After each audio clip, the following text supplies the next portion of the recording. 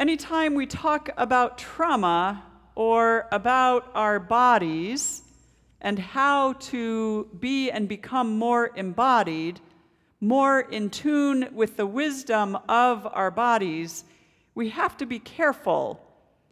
Not all trauma is alike. Not all bodies process trauma in the same ways, and all of our bodies have inherited unhealed traumas from past generations, but to different extents. What that means is that whatever I say and whatever we do today with our bodies, we need to take care not to assume that something that is good for one person will automatically be good for another. Last week, I was speaking to trauma that was stored in my body that prevents me from being able to take a deep breath. I was talking about 2 accidents I had as a young child. That kind of body trauma is very different from trauma caused by sexual or physical abuse or violence. The similarity between the two is that trauma can become frozen and stored in our bodies and have serious impact on our present health. But that's not the only reason we are talking about embodied spirituality. Despite the misuse of Scripture that has meant many who grow up in the Christian faith view their bodies as an enemy, if we look deeper, there are many stories about the wisdom our bodies hold. God's intention for us is that we would be fully integrated in and with our bodies. Jesus came into the world in a human body in order to show us that our love for God, our faith, is nothing if not embodied. Feed the hungry, clothe the naked, visit the imprisoned, help the sick and the suffering. Those things all require us to be in our bodies so that we can serve people in other bodies.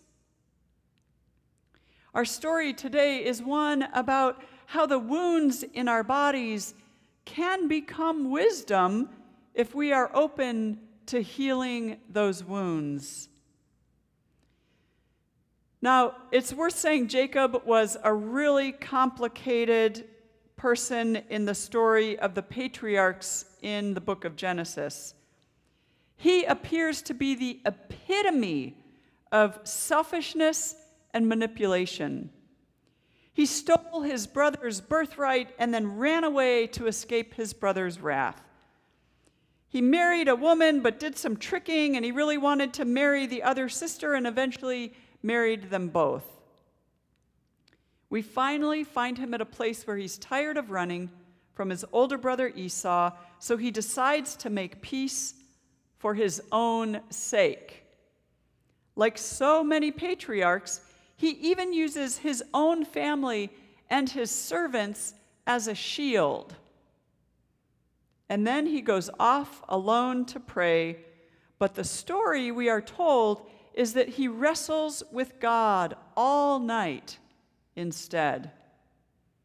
In the reflection on the story of Jacob in Liturgy That Matters from Infleshed, which is the Reverend M. Barclay's publication, this is what is said.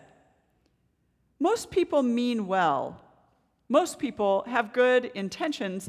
Most people don't do terrible things knowingly. More often than not, when we do harm, it's because we don't realize it's harmful at the time. Though our intentions may have minimal impact on the fact of the harm we cause or contribute to, it's important to recognize this reality about ourselves. Our own narratives within, about ourselves and others, pure as they may seem or feel to us, can and still do lead to harm against others. Jacob, from the womb, has felt cheated and therefore has cheated others. He does what he must in order to get what he thinks he actually deserves. His childhood wound has been playing out his entire life. Like most of us, we don't realize what we're doing when we're acting out of our pain. His own personal narrative may very well have him believing that all of his actions are morally justified. He works hard, he sacrifices for what he wants. Sure, he tricks people on occasion, but there are always ways to hide from our own sins by focusing on the sins of others. Jacob's self-understanding has served him well for most of his life. But tonight, as his life and everything he has and loves are threatened by the long-delayed consequences of his actions, he sits alone, in silence, in private, and confronts himself. The reality before him helps him see things and himself differently, in ways he couldn't before. A little more clearly, a little more like how others experience him, and not only through his personal narrative. Perhaps guilt, regret, anxiety, or grief arise. These, still in conversation with the truths of the ways he too has been cheated and wronged. Together, numerous truths wrestle with each other. At the end of his night's wrestling, he asks his opponent their name. Emma Pavey, a Canadian Mennonite, hears in the reply this response: "Why is it that you ask my name, Jacob? I am you." She goes on about how Jacob faces a different side of himself than he has been willing to confront prior to this moment. Rather than using deception as he has before, he has to do this honestly, head on. We can imagine then, in this solitary moment, that Jacob is wrestling with his life of deception, with his own sense of guilt about deceiving his brother, and with his unresolvable woundedness at being the second-born son. She suggests that this story invites us to consider the parts of ourselves that we would rather hide from before it comes back to bite us in the hip. In an era where the concept of good and bad people reigns, this story reminds us that we are all capable of wonderful and terrible things, both. Context and positions of power or lack thereof, or whether or not we have access to the resources we need, shape so much of our behavior. Our past, too. Sometimes we can see it. Sometimes we only see it in hindsight. In so many ways, we hurt others because and through the ways we have been hurt. Sometimes we carry out our earliest wounds and fears from childhood. We carry them with us throughout our whole lives. What are these days calling for us to ask about ourselves? What are we being called to wrestle with that we might see ourselves more clearly? That we might be able to transform by the grace of God into people able to better love the people and earthly resources in our lives. Many of us have been wrestling, as Jacob did, with ourselves and with how white body supremacy is impacting us, how we are contributing to it, no matter our skin color. Some of us are looking at ourselves differently, and some more honestly. In my sermon last week, I talked about how disconnected we've become from our bodies, and specifically how trauma is stored in our bodies.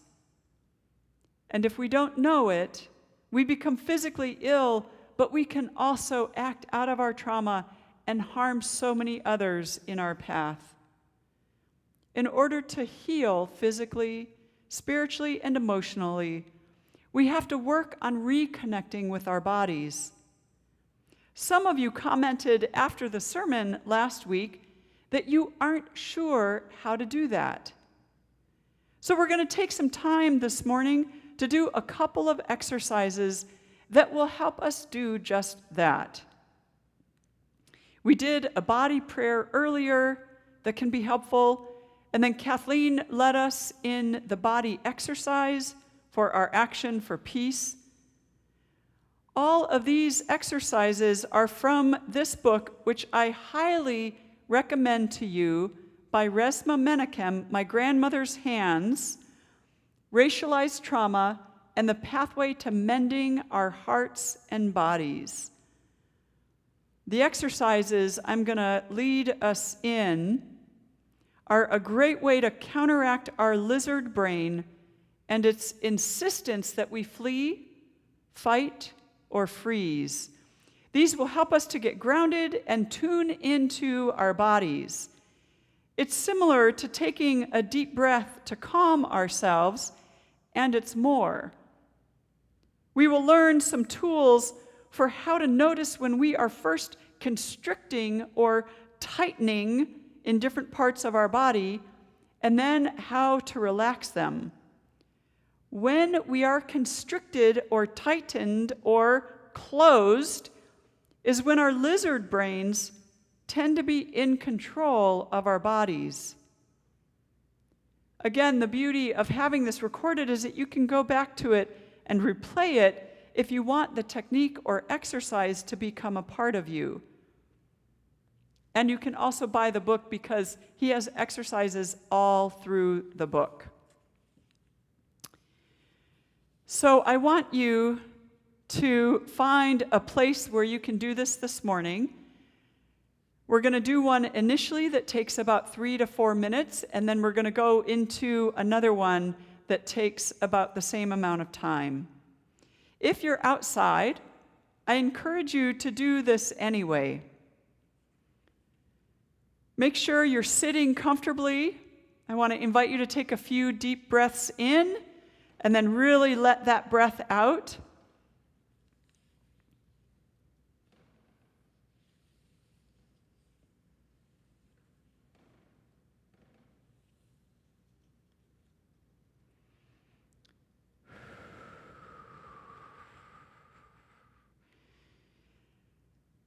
And now I invite you to turn your head and slowly look around you in all directions, even directly behind you, and especially directly behind you.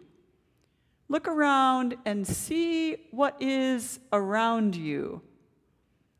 Orient yourself in the space you're in. If you're indoors, notice the height of the ceiling, the height and color of each wall, the doors or windows that are in your space, any other details that stand out. Might be a sound or a smell. If you're outside, take note of any boundaries around you. Are there any footpaths, fences? Can you see the edge of a clearing?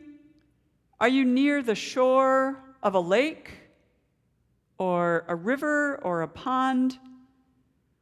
What is the animal life or the plant life nearby? And wherever you are, inside or outside, notice the sounds that you hear, the smells that fill the air. Notice the temperature. Is it warm? Is it cool? And are there any colors that are standing out? When you're done scanning your environment in a 360, face forward once again and return attention to your body. Sense how your feet rest on the ground or on a mattress. Sense how your butt rests on the seat. Now, notice any other sensations in your body. The bend in your knees, your spine, is it straight or curved? Can you feel any breeze in your hair? Notice your belly. You might even put your hands on your belly. Is there any tension you are holding there? Notice your chest. Can you feel it expanding and shrinking with each breath?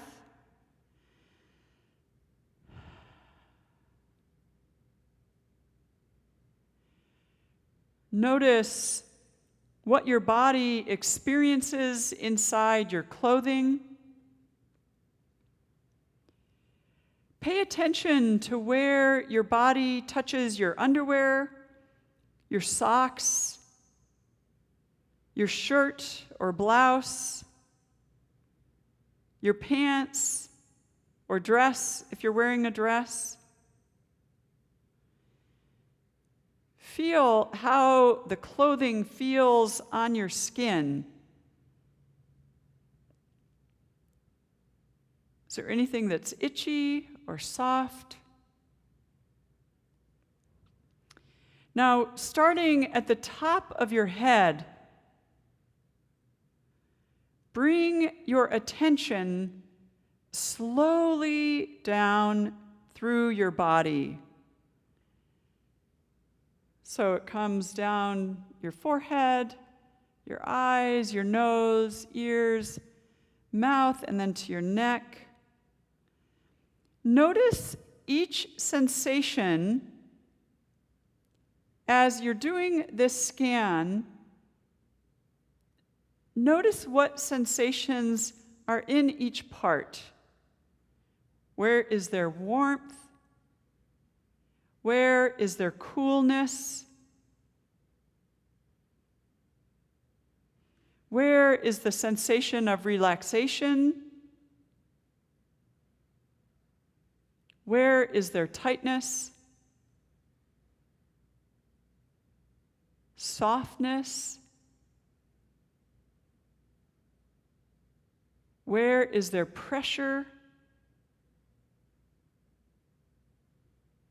Where's the energy?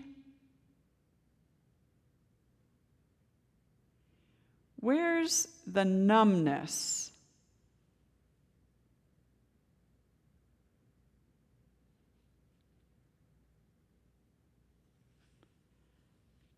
Okay, and now that we are in our bodies, so to speak, and we've become aware of the different parts, what the different sensations and feelings are, we're going to move into another practice that is an exercise which you will see as we go through can help you in many situations. So again, we're sitting comfortably, breathing normally. Notice your breath as it enters your nose, your windpipe, down into your lungs. For 30 seconds, just follow your breath as it goes in and out of your body.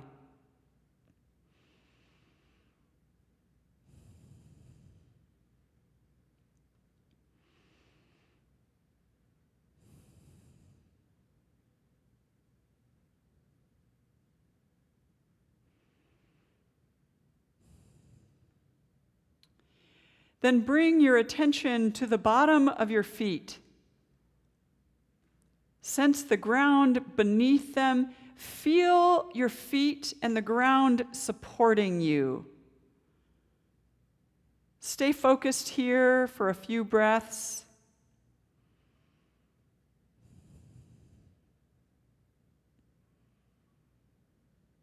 Now move your attention to your back, to the sensation of it pressing lightly against whatever your back is against. Feel the chair or the mattress supporting you, doing what it was designed to do.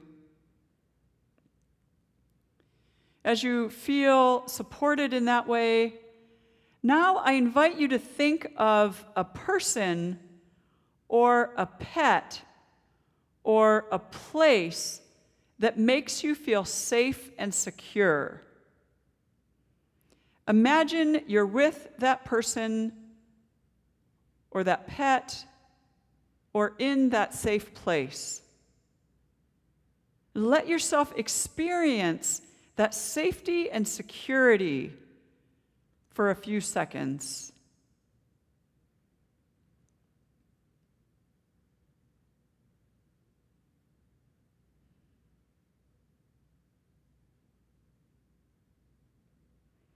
Now check in with your body.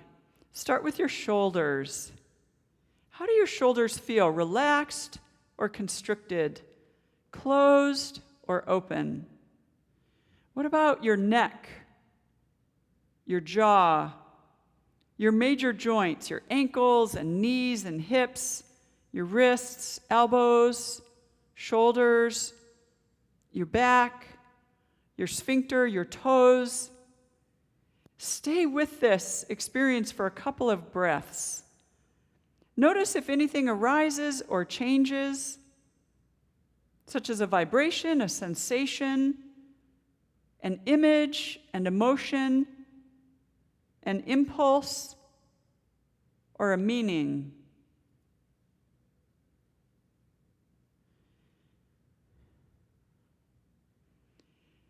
Now imagine the comforting person, pet, or place is gone. Instead, there's an angry person who is a stranger standing in front of you. The stranger's arms are crossed, and they are glaring at you silently. You look into the stranger's eyes, hoping their expression will soften, but it remains unchanged. Now check in with your body again. How do your shoulders feel? Your neck, your jaw, your back, your sphincter, your toes? Gently, one by one, feel into all the places in your body where you sense constriction, tightness. Let your attention rest briefly in each one of those places.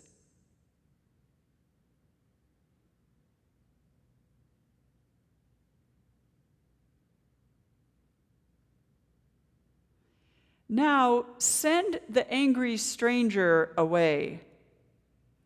Bring back the comforting person, place, or pet. For several breaths, relax in the safety that this presence provides.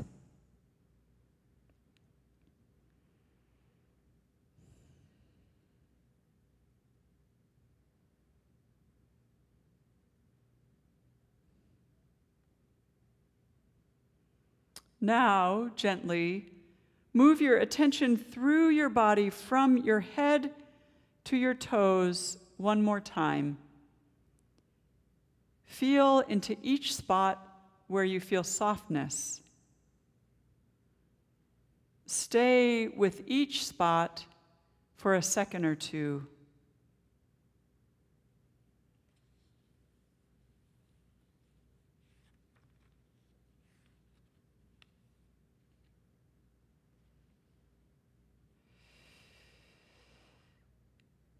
Okay, thank you for participating in those 2 body exercises and body practices. I'm sure you figured out that the second one that we did, where you bring into your presence a person or place or pet with whom you feel safe, is a tool that you can use in moments where you feel yourself constricting or you feel yourself afraid. Now, again, it's important to remember that there are times when fear serves us, and so not every time that our bodies go into a fear response are times when we should calm that fear response. Sometimes it's actually projecting us into movement, which is good and can save our lives. The point is to become aware enough of our bodies to know when it's happening and to be able to engage our thinking brain and not just our lizard brains. And so these practices help us to reconnect with our bodies so that we can be aware in any given moment. Amen.